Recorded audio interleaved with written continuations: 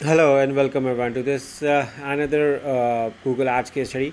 But before I start, let me introduce myself. My name is Ali Raza and I'm an owner of a Google partner company. And in case if you need help or assistance with Google Ads disapprovals, Google Ads suspensions, Google Merchant Center suspensions, Google Business Profile suspensions or management, or Google Ads audit setup management, or website solutions or web development, or even app development, me and my team can help you in all of these things. So let's get started to this amazing Google Ads disapproval case study where the site was disapproved for compromised site and malicious software. So you may see over here, this is the website. Let me make myself even small so you guys can see the website over here. Now this is a website which is now being approved over here. So you may see over here, this is a video page. The landing page is very good. So I personally like this landing page. It's very tempting, and can generate very good sales. So I'm going to show you the disapprovals and then we can get started. uh, this is what they had. The ads was being distributed for compromised site and malicious software, as you may see over here. And this they were slightly had issue housing, but it's fine over here. With the housing, they had a limited targeting approach, but they were more concerned regarding compromised site and malicious software, because the housing was only limiting the traffic. However, it was not stopping them to run their ads. Now it is very surprising whenever the site gets an error like this over here. So whenever sometimes this case arrives, so what we do is we do multiple things, including checking out all the errors on Google Search Console, using our personal tools for broken links, plagiarized content, coding errors. We also have a developer in our team who look for the coding errors, plugins, issues, and everything on the website. We also use the CMS to see around over here in anything over here. Apart from this, we personally looked and verified all the pages on the website, and then all the things on the Google Search Console. We also look for even business profile. Also looked around the outgoing links. Sometimes even the outgoing links do this kinds of concerns. Apart from this, personal communication was being started with the Google team as well. As a Google partner, we have a dedicated support, so we use that as well.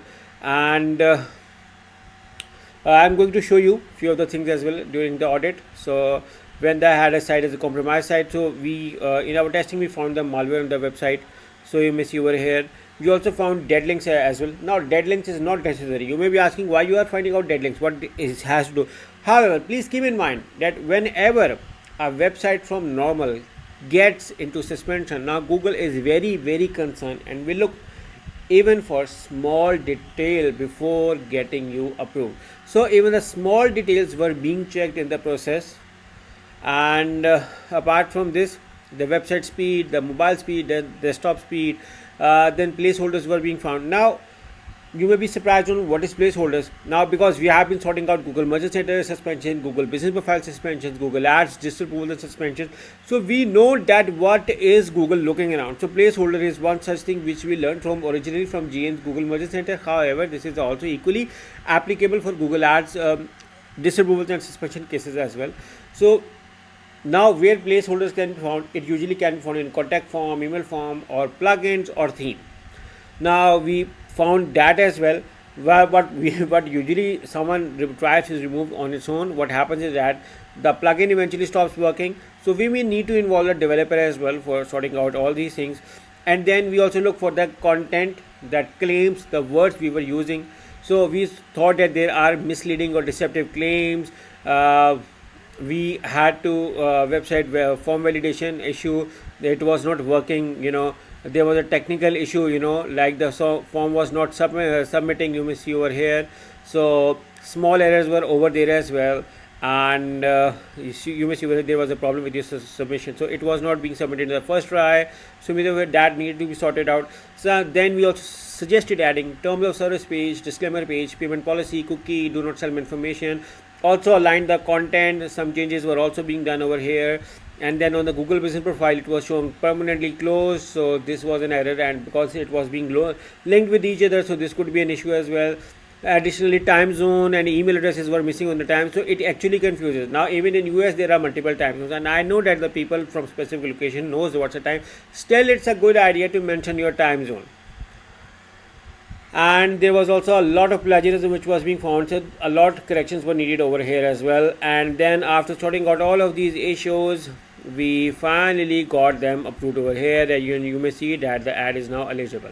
So yeah, this is another successful case study. So if your Google ads are being distributed from malicious software, compromised site, unreliable claim, or circumventing system, or any other issue, even issue related to healthcare or any other issue, me and my team can help you.